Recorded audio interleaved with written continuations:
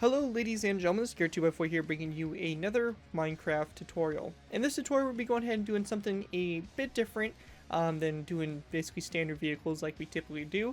We're going to be going ahead and building a hold down position, also just kind of go by the name I guess of a tank entrenchment, but it's more commonly known as a hold down position. What this basically is designed to be is it's basically designed to be a kind of entrenched position that a tank can drive into, which allows it to have its hull protected from enemy fire.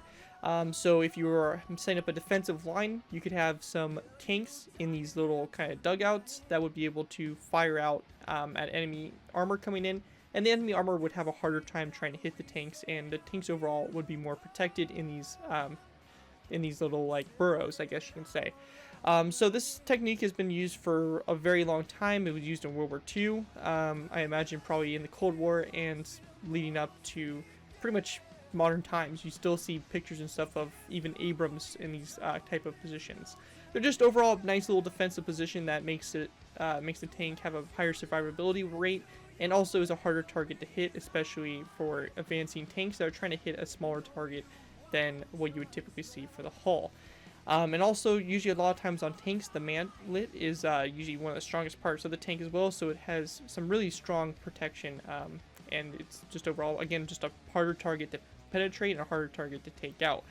The main reason I decided to go and do this tutorial was because I was watching documentaries on the Battle of Kursk, trying to get ideas for tutorials for this theme week that's currently going on. And one of the things was a general in the Soviet army was ordered to hold his position with his tank brigade, and so in doing so they made these dugout positions for the tanks to kind of, you know, hide into and be able to have a little bit of a defensive position, and, you know, all that stuff I guess you can really say. And turns out they weren't needed because they were ordered to just charge at the enemy, but still, it's kind of a cool little design. I thought it'd be cool to kind of give you guys something like this because you guys are always asking for different entrenchment types and ideas for what you guys can do for your battle scenarios. So go ahead and take a look at it. It's overall a really basic design, and what you see here is not exactly what you may want to build because it is meant for more of about a 5 wide tank. You may want a bigger space for maybe a 7 block tanks, like some heavy tanks and tank destroyers and stuff like that. And you also have to take into account where your gun level is and how basically high your hole is in the ground. If you have a stug, for example, you may only want to go 1 block underground, and then you have this kind of level around the top here, because a stug doesn't have that height that a turreted tank has. So you need to make sure you take into account what kind of tank you're going to be putting in these positions, and really make sure that what you're doing is correct, because obviously if you put a stug in here, he's going to have his gun just basically hitting this wall, especially if you use my designs. And all that. So just, had kind of a warning there from the beginning on what to do. As you can see, this is kind of designed here for a medium tank. So we have like the little ramp here that the tank would easily be able to drive down and basically go and position itself up here against this section here. This kind of dugout version is a little bit more nicer, I guess you can say. It actually has some wood logs here as supports for the walls all the way around, and then dirt kind of piled up around as well to kind of form a mound that's 1 block off the ground level. And this hole in total is 3 blocks deep if you kind of count this level up here. And then you can also see that this is dug out 2 blocks underground level, so like that all the way around. And if we look over here at the T-34 I just did a tutorial on, you can see that the hull is a total of 3 blocks tall. And you can see that the turret and gun kind of sticks out perfectly up above it and just works out really nicely. So we're just going to be going ahead and pretty much building a kind of replica of this, and you obviously can change it up to support whatever tanks you guys really need to in such a small position. Anyways, let's go ahead and get started on building this. It's a pretty simple design, and you guys can obviously go and do a lot of different things with this, but yeah, let's go ahead and get started. So when it comes to basically building this position, we need to kind of figure out what size tank we're going to try to fit in this position. We're going to be going ahead and just fitting a T-34, which in my tutorials, before you watch any of my vehicle tutorials, there is a basically, little thing in the beginning that pops up that basically tells you what the dimensions are of the vehicle. So if you want to fit a Tiger in here, the Tiger's probably going to be about 9 blocks wide if we count the stone buttons and stuff, which will be on the road wheels. So we're going to want to make this thing 9 blocks wide. If we're just going to be putting a T-34 in here, the T-34 is 7 blocks wide, including these signs of buttons on the side of these blocks. So we're going to go ahead and give ourselves a space of at least 7. So Let's go ahead and start to build it here. We can go ahead and kind of draw an outline here. So we can just go ahead and put 3 blocks either direction, and we have a row of 7 here basically established. Now, we may want to go 1 more block out on both sides just so that we can go ahead and have a row that starts to go back like this on either side. So just like that, and you can see we kind of have a space kind of dug out here. You can even go ahead and just kind of, you know, double check here, maybe build a little box to kind of show you the dimensions of your tank here. So T34, it's 7 blocks wide, so it's going to fit in here just perfectly. And then we can go ahead and kind of count how far back it goes back, and we can obviously see this for this hull. So its hull is 1, 2, 3, 4, 5, 6, 7, 8, 9, 10, 11, and 12. 12 blocks back, so we're just going to want to go ahead and make sure that we have at least 12 blocks of space going back. So 1, 2, 3, 4, 5, 6, 7, 8, 9, 10, 11.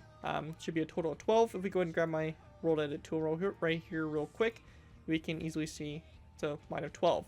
And so we'll just go ahead and take our oak wood and make a line that goes back 12 as well. So just like this, working its way back. Now, I do have a mod currently installed. That's the foliage mod, which allows these logs to be kind of circular. I know I'll probably get somebody asking that question of why my logs are circular. So if you're on PC, I definitely recommend maybe checking out the mod. It is a super nice mod to use, and it just looks fantastic with logs. Anyways, so you can see here that we have our basic box set up, and our tank is going to fit in here perfectly. So we can just go ahead and delete any markings we made, and we have our basic box kind of set up here. Next thing we want to do is we want to go and basically dig this space out. Now, again, this is where you need to kind of look at the vehicle that you guys are going to be fitting in this position, and you need to think to yourself, yeah, how much space do I need to have or for this thing to sit perfectly underneath here? You got to make sure your gun's able to stick out and be able to still fire on, you know, fire basically straight ahead of it. So for this, we can go and just dig this out. We know that we're going to be going ahead and putting a T34 in here, so we can go ahead and design this to be a little bit deeper, since the T34 has a turret and sits a little bit higher than, you know, a hull-built tank destroyer. If we were putting a stug in this position or something like this, this height probably right here would be about what we would want, something like that. Again, it kind of depends on the tank you're building, but I would say for most tanks, if you're not doing a tank destroyer, medium tank, or anything, it's going to be probably about 3 blocks deep. So we have our first level dug out here. We're building the T34 in here, so we're going to want to go and dig another level out down here below. Again, this kind of works in a better, kind of like a flatter locations where you definitely want this. However, you could build this into a bit of a hill if you wanted to as well. That's definitely a possibility to kind of work that in as well. You can kind of have like a hillside going up here or something like that, and you can have like a position kind of dug into the hill or something too if you wanted to. So there's definitely possibilities and ways you can play around with that. And then we're just going to want to go ahead and now basically replace all these grass blocks here, all this stuff, the dirt blocks here, with just some you know, logs going up all the way.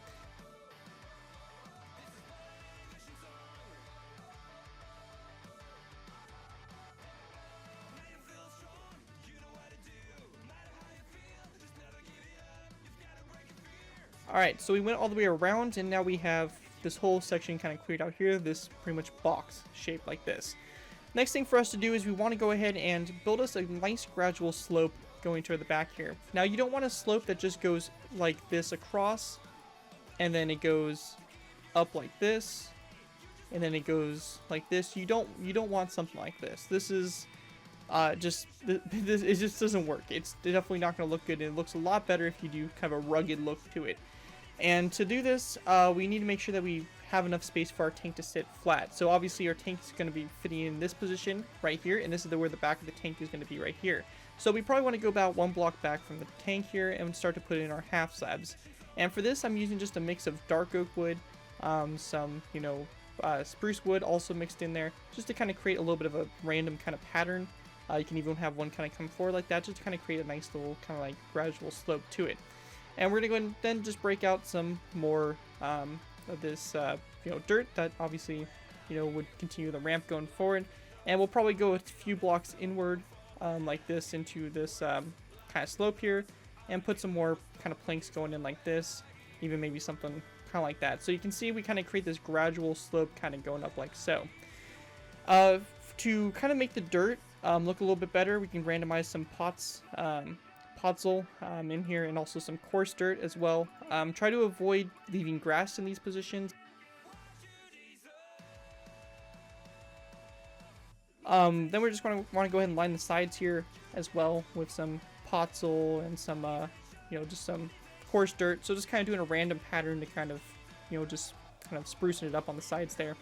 And we also want to go ahead and kind of do it for this section here because we got to think there's a lot of foot traffic here, a lot of, tanks moving in and out of this position, and, some of the dirt and stuff like that from being dug up. And this is a part right here where you can kind of mix some dirt or some grass in as well once you get outside the trench. So it kind of slowly works its way back and kind of slowly kind of fades out after a while.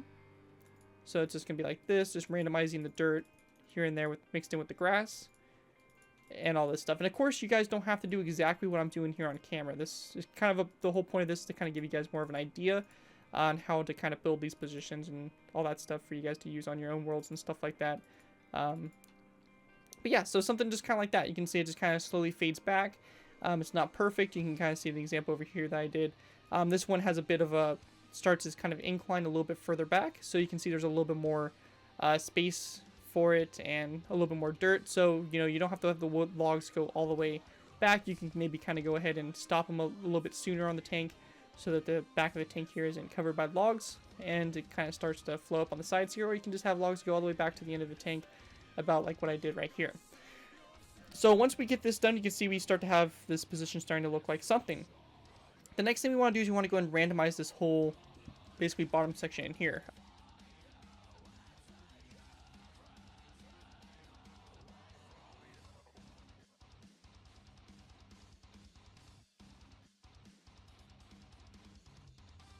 So we get a nice kind of, rugged, dirty look to the bottom of this, like so. Now, another cool thing to do is, at this point right here, you may want to add your tank in. So whatever tank you decide to, what you want to build in here, this is the point where you probably want to start to build it. And you may want to do a test run just building the tank first, and then just, seeing how it looks, and then, have a good idea of how to fit this properly in here. That's also another thing that would be a good idea to do, instead of, building the whole thing and then trying to fit the tank in. So this would be a good point probably to start building your tank in this section. And once you build your tank in, you can kind of go ahead and start to add these little mounds of dirt. So around here in the front, I kind of added some mounds of dirt around here on the front of the tank, just to kind of add a little bit more of a look to it, a little bit more depth to the trench as well. So, just a basic idea of it is just putting some, kind of mounds of dirt here up here in the front, and, just having this kind of go across like so, and basically something like this, really, honestly. So just kind of like some amount of dirt, like mounds of dirt there in the front. You could also maybe even have like a little mound on the side here as well. Obviously, your tank's gonna be in this position, so you're not gonna put anything in the middle here. But just some mounds on the side there as well, maybe to add a little bit more, going on around the sides there and stuff like that, instead of just having it kind of plain. So at this point right here, you would imagine you probably would have your tank in here, and then you would be adding these mounds and stuff like that around the outsides and everything like that. So once you get to this kind of point here, you can see obviously we have pretty much this whole section. We need to go ahead and fix this outer portion here to make it look a little bit nicer. Now this here again is one of those things where you just gotta kind of do it yourself. I'll give you guys kind of a basic general idea of what I did for mine, but it's something you're just gonna have to kind of work on your own and figure out. And it's really simple, honestly. It's just taking some mounds of some dirt, just kind of lining it up here, making kind of a random pattern, maybe have it come out a little bit more in some sections, and then kind of slope back in a little bit, and then it's just going to go and pretty much wrap around this section here.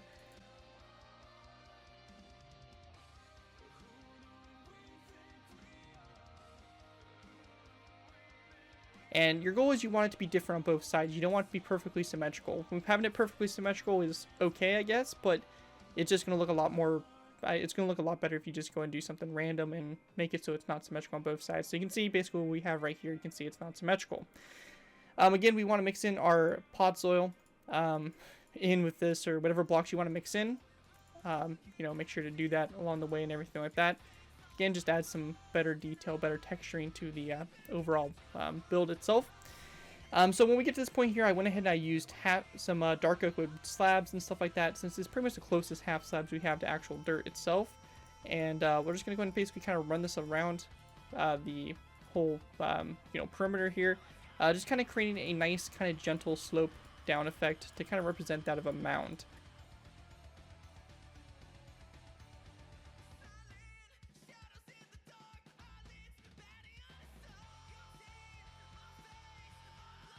So you can see on this side kind of has a little bit more of some bits and pieces that stick out here. This side is kind of more just like rounded off and comes to an end here. And maybe we can just go and throw some more dirt kind of piled up on the back there, kind of like so. So now we have this kind of position that's kind of, you know, dug out like this and everything like that. And we have a little bit of a mound starting to develop around it. So it kind of looks a little boring just sitting here kind of flat like this. So to kind of spice it up a little bit, we can go ahead and even throw on some more, you know, kind of half slabs up here a little bit to kind of show a little bit more, you know, mound to the build as well, and kind of wrap it around here like so.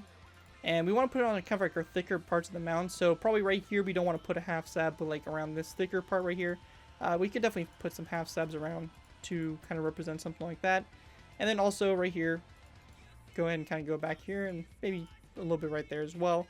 And we could even put some right here if we want to. So we could easily go ahead and do something like that, kind of going all the way around it. So you kind of get a cool little effect, and it looks really nice. It looks kind of rugged, and is nicely detailed. And with that, let's go ahead and continue on.